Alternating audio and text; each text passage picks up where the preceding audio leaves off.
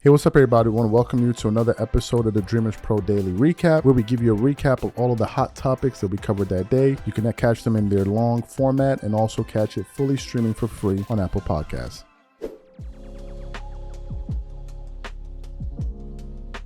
Yesterday, we produced the show surrounding a post that Shannon Sharpe posted on his Instagram. Now, what happened? As you guys know, the Lakers, I think, advanced to the finals of the play-in tournament. LeBron had a stellar game. I think he scored 35 and 8 or something like that, right? 100% from the free throw line, 100% from the three-point line. And he had a very good game, and it was a good game for LeBron James, right? So some of us thought that that would be it. So what happened? Shannon Sharpe then takes to his Instagram, and he puts up a post, and his post said, on his Instagram, it goes, "Congrats to GOAT James and the Lakers on advancing to the first ever NBA in-season tournament championship." And in a thumbnail, you see Shannon Sharpe, and we're showing it to you, Shannon Sharpe LeBron James shooting the ball with Shannon Sharpe's face, and the ball is the face of Michael Jordan, with the crying emoji, right? So some people thought, ha, ha, ha, that's so funny, ha, ha, ha, whatever, right?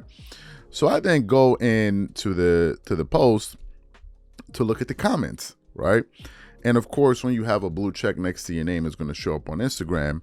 So I see Stack5, who's Steven Jackson, and he writes, "Say MJ the GOAT without saying he the GOAT." So that's what Steven Jackson had to say in response, basically, to Shannon Sharpe putting up that post, right? So we produced an entire show around it yesterday. I gave my thoughts, and I was getting pretty annoyed towards the end of the show because I was thinking of just how ridiculous this entire conversation is about, LeBron potentially winning this NBA tournament cup, whatever, this NBA cup, and some people then using that as something to say, you see, here's one more thing in the GOAT case. And I'm like, what? Like, you're going to hold something against Jordan that Jordan couldn't even do? Michael Jordan stopped playing basketball in the year, I believe, 2002, 2003. You're talking about 20 years ago. Michael Jordan right now is 60 years old, right? He's over 20 years older than LeBron. So I'm trying to figure it out. So Jordan's supposed to still be playing today to be able to, I'm still trying to figure it out, right?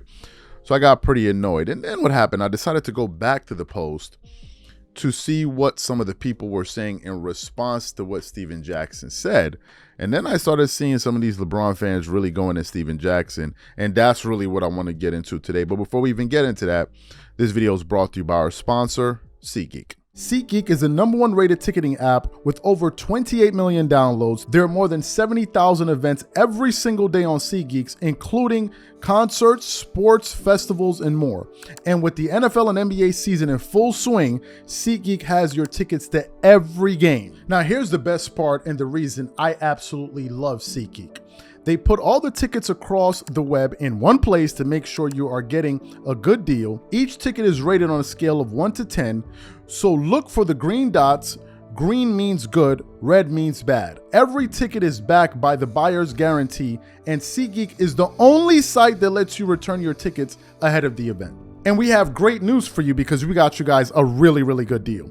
Use code DREAMERSPRO for $20 off tickets at SeatGeek. That's $20 off your first purchase with promo code DREAMERSPRO. Make sure you click the link in the description to download the app. And remember, when you try SeatGeek by using the link in the description below, just know that you're helping this channel. So I want to get into some of the comments that some of these people left. So some people started replying. One person said, "Gotta let it go, Stack. That argument is cooked."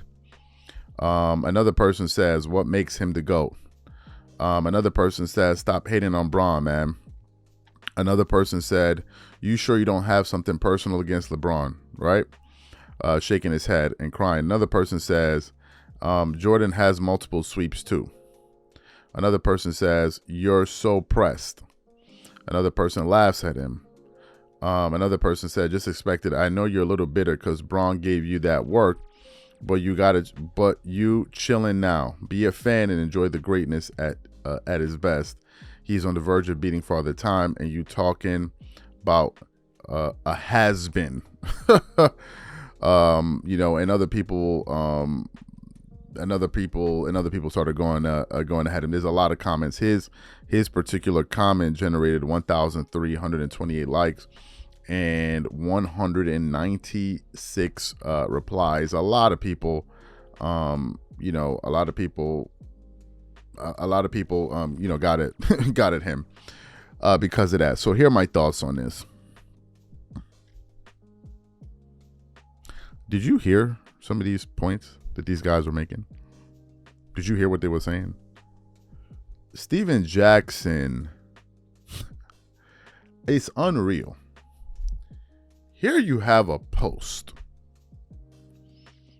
of Shannon Sharpe putting a LeBron James image, cropping his face on top, and shooting a ball with Michael Jordan's face on it.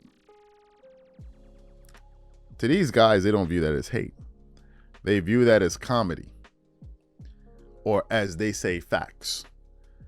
Then Steven Jackson then responds to that post, and he writes what he says, and in these guys' mind, they're hating.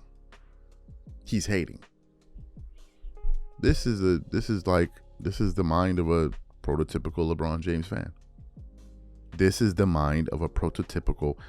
I was recently, I came across a clip that I posted on my Instagram. For those of you not following me on Instagram, my handle is CTABANZ. And in this clip is a clip from Nightcap, Shannon Sharpe show. And in the clip, he's hollering about LeBron deserves to get his respect. Like we need to pay respect to LeBron. We need to pay homage to him. Like, people need to give him his respect. And I'm like, we are in year 21. What exactly are you talking about when you say they need to give him his respect? I'm trying to figure this out. Who are the people that are not giving him respect? You're talking about NBA fans that don't view him the way you view him. So wait, all NBA fans have to view LeBron the way you view him? What are you talking about? They cover him 24/7. All of these news publications and sports journalists twerk it up all over the place for him on a daily basis. And at the end of that, you're still asking people to give him respect. No, what you guys want is for everyone to bow down and kiss the ring. And it's not going to happen. This is the most insecure fan base in sports. And is led by their leader, the most insecure one of all of them. How you can be at this point with all of the success, with all of the money, with all of the acclaim, with all of the fame, with all the adulation, and to still be talking about you want your respect, and people are still hollering and crying about respect. I don't understand. What's the thing that you guys want? There can be no negative commentary. There could be no people out there saying Michael Jordan is better. There could be no people out there saying Kobe Bryant is better. We can have none of this conversation. If you have this conversation, it means you're not appreciating it. What are you talking about? What I don't understand this incessive need to force people to feel the way you got. I really cannot come to terms with it. This is like the bizarro universe. You take a shot at Shannon Sharpe takes a shot at MJ. They don't see nothing wrong with that. In fact, in their mind, that doesn't even register as hate. It's unreal how these guys process information. They take a shot at Jordan. Steven Jackson responds, and then these people come out talking about you hating on LeBron. What about the post that he made about Michael Jordan? Why are you even posting about Michael Jordan to begin with? You see, there would be nothing to discuss if there wasn't MJ. There would be nothing to discuss if there wasn't MJ. Shannon Sharpe is talking about he gets sick of the disrespect from Kwame Brown. He gets sick of the disrespect from this person, from that person, from this person, from that person. But what about the disrespect you giving to Jordan? Hello? To quote Rob Parker, is this on? What about the disrespect you give to Jordan? So to me, man, listen, this is a weird bunch. A very strange bunch, man. And for the LeBron content creators, y'all feel the type of way, go make a video about it. Ain't nobody gonna watch it anyway. You can go live stream for the next 7 hours. You can do a 4-hour live stream. Put my name in the title. Nobody cares. Quite literally, nobody cares. So y'all have at it, man. But this is some weirdos. Shout out to Dave East. Shout out to Dave East. You know what's funny? I thought about that song Dave East released. with Jadakiss called Weirdos, and I thought about you dudes. You need to go listen to that song. He reminded me of you dudes.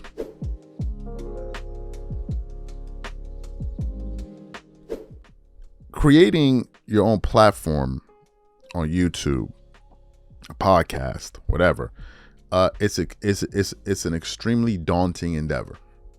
It's a very challenging undertaking, especially when you're not known. It's very, very, very hard. Take it from personal experience. We've been on YouTube now. I believe it's been 5 years. We have 170 plus thousand subs, and we have 1,700 plus videos. Right? We put in a lot of work. Creating your own platform in this space is very difficult. Number one, because of the competition. The volume of content that gets produced around sports in the NBA is a lot, right? So you're competing with a lot of people creating the same content as you, and you're also competing with bigger names. And what is happening is that people that were on television that are now coming into the independent space are beginning to see just how challenging that is. And that's really where we're going today with this particular conversation, because as you guys know, we recently did a story on Stephen A. Smith, and we recently did a story on Stephen A. Smith discussing why on the Outkick, Clay Travis's Outkick, discussing why he believes that he needs to be, or he ought to be, the highest paid personality at ESPN, right? So we know that, and he gave his reasons for that. So this morning I came across a show from Jason Whitlock, where he was discussing this very thing. Now, as you guys know, Stephen A. Smith and Jason Whitlock have had their back and forth, their public back and forth. So in this particular clip, Jason Whitlock was reacting to Stephen A. Smith's comments. And as he was explaining himself, he was basically saying that, listen, if Stephen A. Smith went the independent route without the push of ESPN, he thinks that he would struggle and he wouldn't be as big as he is today. So what we want to do is want to play exactly what Jason Whitlock had to say about Stephen A. Smith's comments on the Clay Travis show. And then we're going to come back and give you guys our thoughts. Take a listen to what Jason Whitlock had to say here. We can say what we want about the cord cutting, the loss of influence in terms of cable and satellite, how ESPN has declining ratings and how many homes are not in anymore. All of that is true. But what's also true is that is still an incredibly strong, iconic brand. There is a value to being on that platform. So if he's willing to take that risk, if he's not the A-Rod 2001 on the free agent market, best of luck to him. I don't think he's going to be forced to do that. I do think ESPN and him will come to a deal. But I'm going to give you another name that in the YouTube space, he won't be able to compete with Pat McAfee. He just won't. And that's not in any way me taking a shot at Stephen A. Smith, because he's already done some good things in the YouTube space. Having Tom Brady on his YouTube show and Tom Brady saying some really provocative things says, hey, Stephen A. is going to be a force over here. But what you're arguing is, let's say Stephen A. wasn't on ESPN at all, because again, does he get Tom Brady on his YouTube channel if he's not still connected to ESPN? Maybe not, because I don't see the synergy there other than, hey, Stephen A's rich, Tom Brady's rich, and we're both in the sports world. But does Tom Brady really like and or care anything about Stephen A. Smith? No. I think Aaron Rodgers has a real affinity for Pat McAfee, and there's a bond there, and that's why Aaron Rodgers has been coming on Pat McAfee's show, plus the money they're paying him. But I'm not, because just take, and Stephen A. is building out his business, and that's why he's doing an interview with Clay Travis. These two guys are there's an inauthenticity to both of those guys, and that's why Stephen A. is on Clay Travis's show trying to reach out to conservatives. But there's no common ground there other than they'll do anything for money and traction. So I find it interesting what he's saying. I think ESPN's going to pay him. I think he'll have success. over YouTube because he is a talented guy.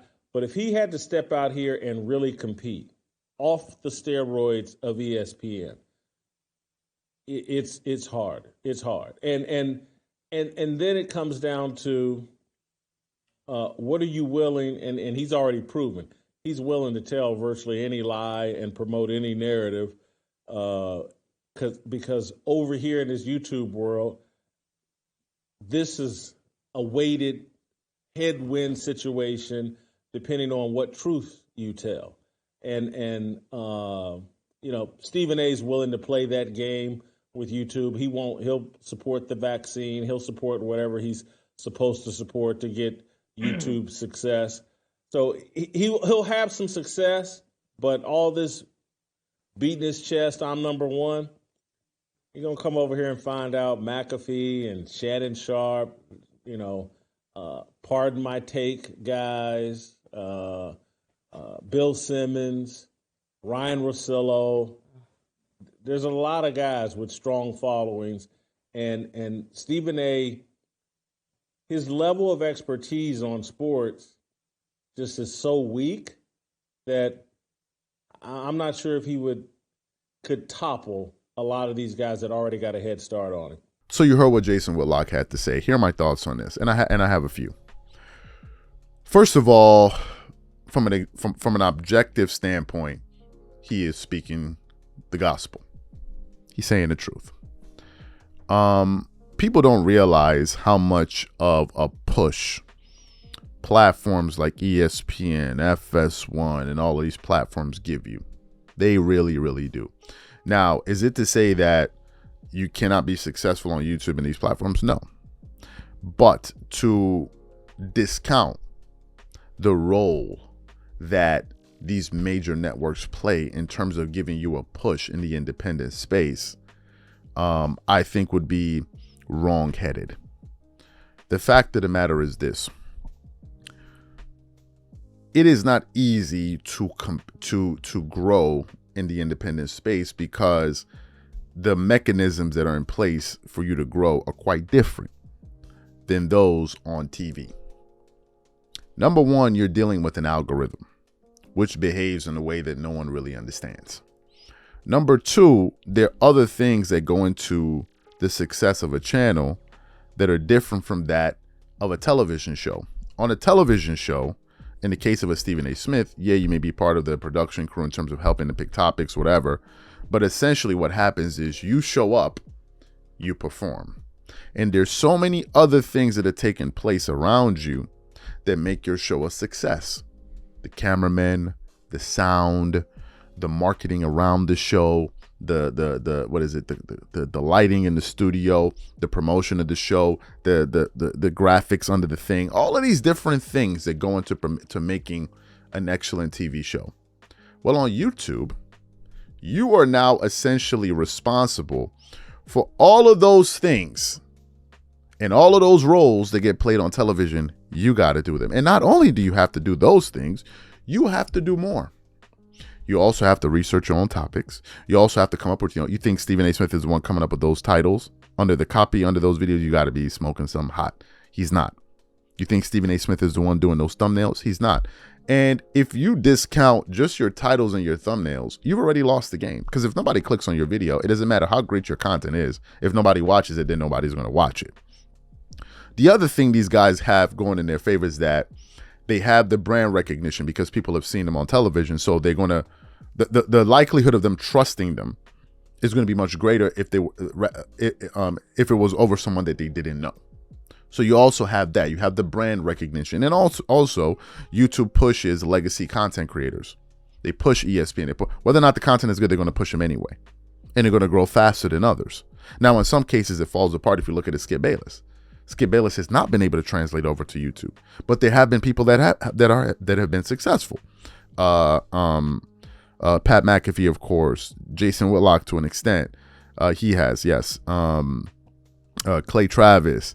And so many others, JJ Redick, and so many others have done well in the end. I'm not talking about podcasts like Interview Show. I'm just talking about guys that are talking about sports, like a sports talk show, right?